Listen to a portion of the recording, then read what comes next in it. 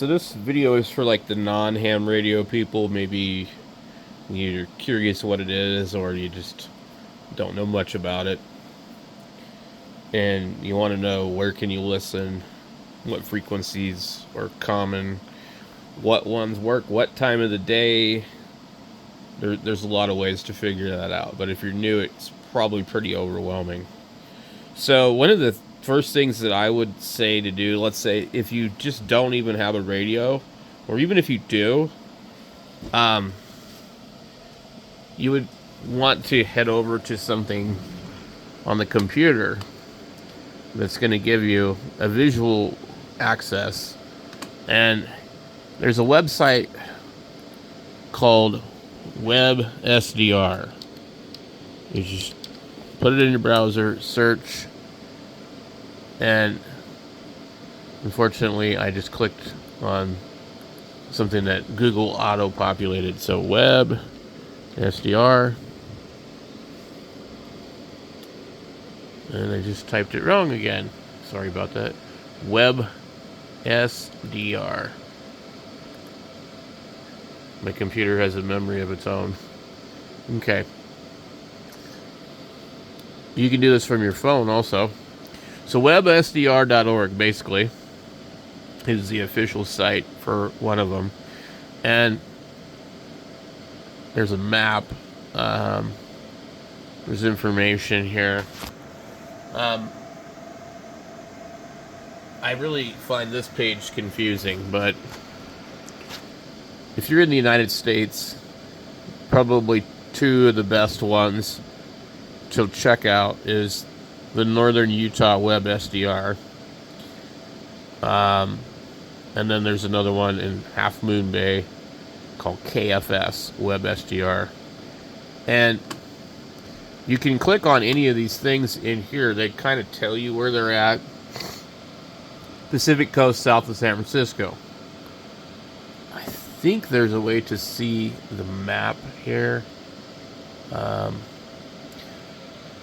You can filter bands and things like that, but like just for the simplicity of not getting overly complicated. I like the Utah one, but I find it complicated for new people. So I think that the KFS one is a little more simple. We click, and by default, it puts us on a WebSDR for the 80 meter band. Some of the old guys will argue and tell you it's not 80 meters, it's 75 meters. I believe technically 3.5 to 3.8 is considered 80 meters, and above that is 75. So to get this to work, you'll almost always have to click Firefox Mozilla Audio Start, and you'll have audio. Okay, so it's daytime here, 12:54. So for those that don't know, the lower frequencies usually work at night, and the higher frequencies work better during the daytime. Okay, so right now it's the middle of the day, so we're probably not going to hear anything here unless it's local. So if we're looking for something to listen to during the day, we want to be on the 10 meter band, or the 15, 17, or 20 meter band, or even 40. 40 is kind of a band that will work both day and night. Sometimes 20 does also.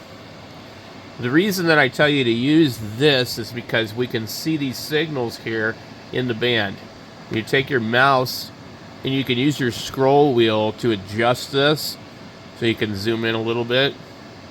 And then you can come in here, you can click on this thing. This is called a waterfall, okay? And these are single sideband signals. We click on it here. We need to drag the little line over to the sharp edge of this signal. That's the end of the sideband. Most people are going to be on a fairly even frequency. You can, when you're on a frequency like this, you can go ahead and hit this equals kilohertz. It'll round it up. And it will most likely round it up to the frequency that these guys are on. So when you're just learning where activity is going to be, the WebSDR is a very quick way to take a look at the entire band and see where activity is. What's going on out there in the West Coast up there in Washington State? Just time. Hey, a band might turn around. You never know. Get later on in the day and propagations change, and you might be hearing all kinds of stuff here, Roger. You can take this and hold your mouse and just drag it over.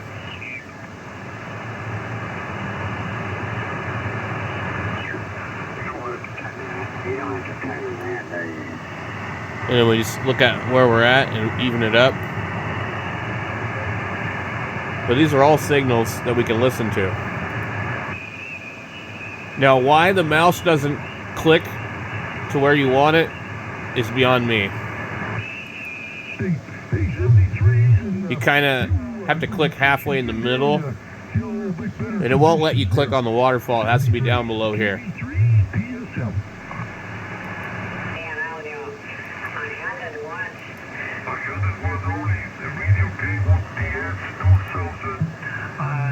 Also, if you do this, you can adjust how wide the filter is. You don't want it too narrow or it's really hard to hear them. But you can narrow it up to get rid of some of the noise or a nearby signal. So this is kind of the easiest way. Let's go to a different band. We scroll through here. We have the different modes. It will usually automatically put you where you need to be. Let's look at 15 meters. We see a couple signals here.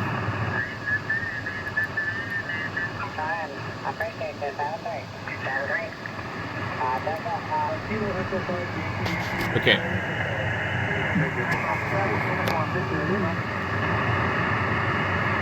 Let's go 17 meters. Now, also, knowing where the frequencies will be that you wanted to look for ham radio, or if you wanted to listen for shortwave, that's a whole nother thing. But we'll stick with ham radio for now. You can also go in and search this, the ARRL band plan. Okay, and you can get a visual image of what the band plan looks like. Okay. I've been on 40 for a couple hours and talking. And there's a you can download a PDF chart, or however you want to do it. It'll show you the different bands, If they're bleeding over on you because they're too close, and it will give you. and you have to move up. Okay, so it shows the different forms of transmissions. Phone is referred to as single sideband. There's other charts that might be more helpful, but you can see here in the green is phone and image. So like if you're on, right now we're on 17. 17 is only going to be 18.1 to 18.168. So you wouldn't go down in here to listen for voice. You'd go down in here to listen for Morse code, because that's RTT and data, and then CW also. They make it confusing, but when it looks like this, it means that is CW only. But all of this is technically the gentleman's agreement, which means that really you can use any of these in any part of the band if you have privileges there, except for certain bands like 30 meters and 60 meters, which are very specific.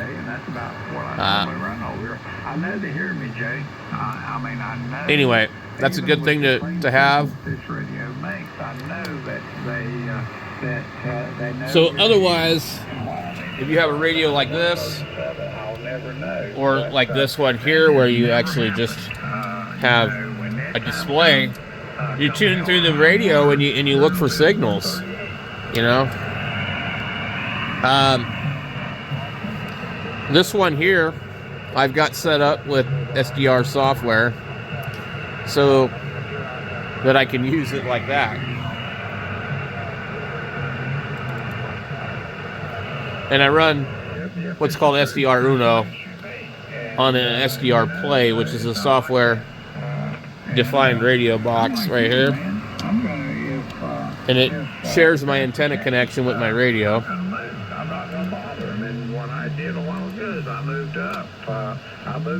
And I can control the radio with the software. There wasn't anything I could do about it. I can get up here and grumble and gripe, and it makes me feel better, but it doesn't do anything to help the problem. We see all our signals down here. There's not a lot on this band for me here. These are digital signals right here. When you see them down here lower in the band, clustered up like that, that's digital. The other thing you can do is you can buy one of these SDR plays and set up your own antenna. They're about $129, and you can run the SDR software and have something like this where you can actually listen to whatever you want, very, very wide range of frequencies, much more than this radio itself will cover. And that would be great for shortwave or ham or anything. Let's go here. 20 meter band.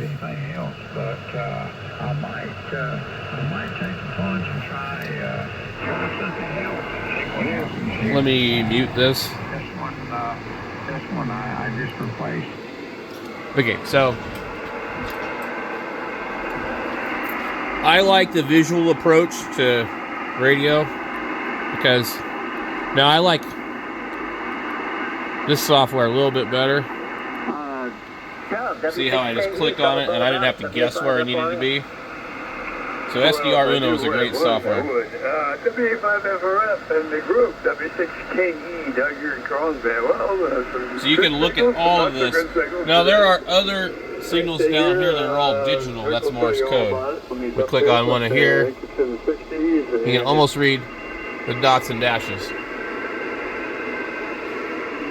But so you have your different bands here that you can click on.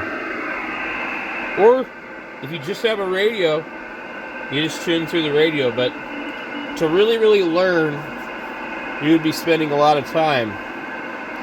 So I feel like the visual approach would speed things up for most people that really want to learn fast.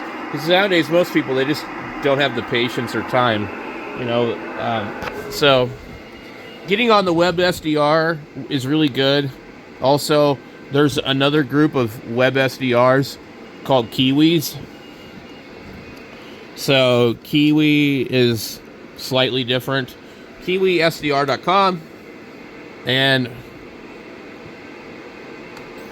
you'll get on their landing page here, and this is the device that actually does all the stuff. It's very similar to this one here, except for it's a little more complicated.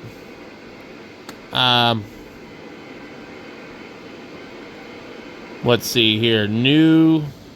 These are for the owners.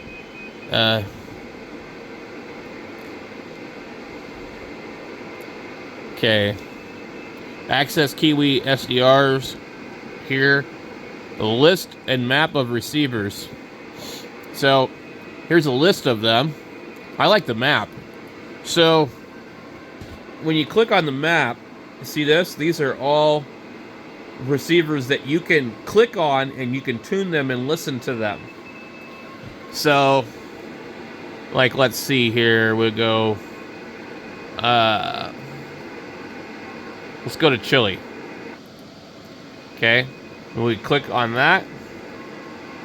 Now, a lot of these only have where you can only listen to them for an hour. And he's got he's sharing his station with you, basically. When you click to start it, and you can see all this stuff here. You need to pick a band. Let's go. And it's set up as like shortwave, really, which is what I don't really care for. Makes it complicated.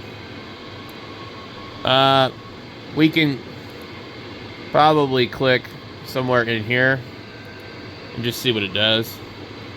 So we're at 28.5. I don't know why it shows like 11 meters, 13 meters. What we really want is 10 meters. This is going to pull up around the bottom of CB radio.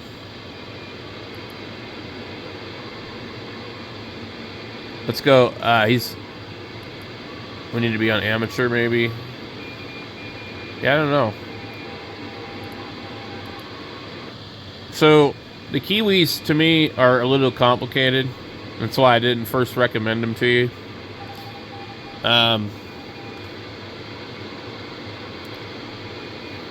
Well, you could type in a frequency too. So let's go 28.300, which is the bottom of the voice segment of the 10-meter band. And apparently it didn't work. So what it wants is 28000. Because it's apparently reading it in kilohertz or something, I don't know. So we're at 28 megahertz. We see some signals down here. I don't know what the hell these are. There's nothing on his radio, so this is a bad example. Let's go. Let's be a little more local. Who do we got here? W7RNA is in Phoenix, Arizona.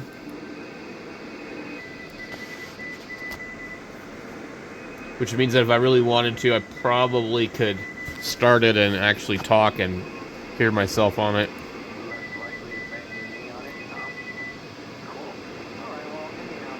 Now this is automatically on 7255, which is, when I'll just say this and I'll say it nicely, it's a group of liberal Democrats that whine and complain on ham radio, and so unless you're one of those particular types, I would highly recommend avoiding this frequency. But they have very strong signals because they run illegal equipment. Okay, so this still doesn't really let us change the bands how we want. We have all these things here that they've put on here for us. 7293. They show AM here. I really don't care for the Kiwis. They're really more experimental. And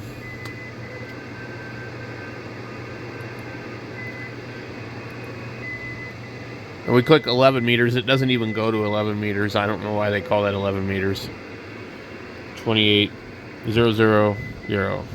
Enter. Okay. We see that there's a bunch of activity here. That's CW. We should be able to slide the band over. We'll be looking at this area here, which is the technician's portion of 10 meters. We need to switch back to upper sideband. But, so, sometimes this is just too much for some people. And, like, I prefer to actually just use my radio for the most part. Interesting thing about this one here is that it seems like the radio doesn't control on the band on the software, but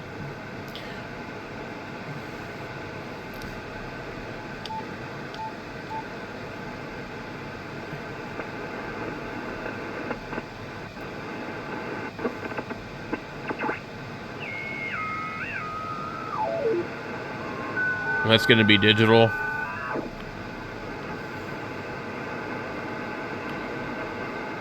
So if you don't have the computer but you have a radio, like maybe you just have a shortwave radio,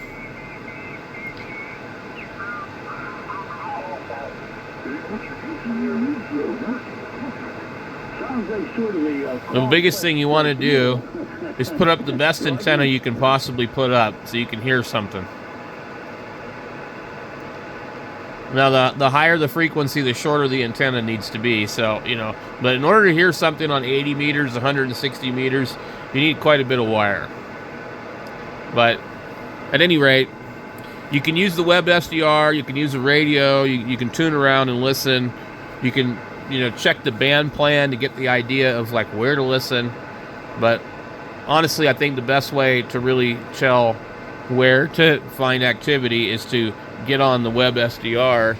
I would avoid the Kiwi until you get comfortable with that one, and it's not as good as the WebSDR. So Utah has several receivers, and you see these signals here, you click on them and tune them until you get them tuned in. This is going to show you visually where there's activity. So right now we're on 40 meter band. Okay, we can see the bands here. This is 2,200 meters. You won't hear anything on here. It'll be digital. These are like below the broadcast band. Let's see. There are other receivers that they have. CW means Morse code. PH means phone. So we click phone. You'll almost always have to hit this Firefox audio start every time. Scrolling the mouse wheel will do weird things. You'll have to figure out how to get used to this. So like I'm scrolling the mouse wheel.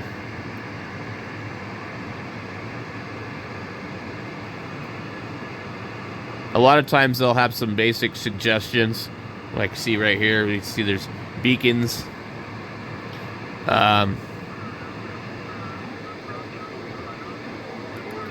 go to 10 meters. We see all these signals here. These are all CW and digital. It kind of gives you an idea of what's going on. There's a lot of signals that they're showing right here. So if I scroll and I drag this over here, so basically for 10 meters it's 28.3 to 28.5.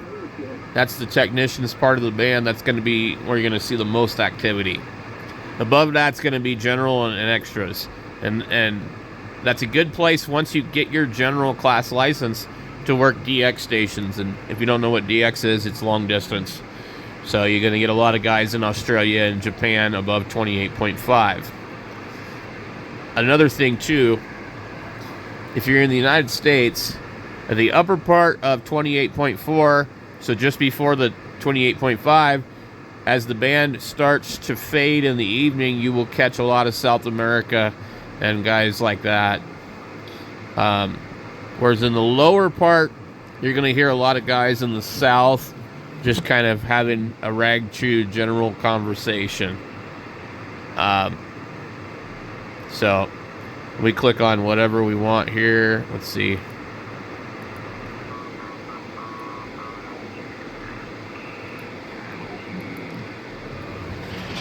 Turn this radio down.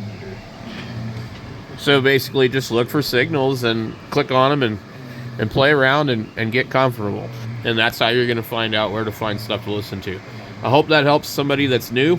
Thanks for watching.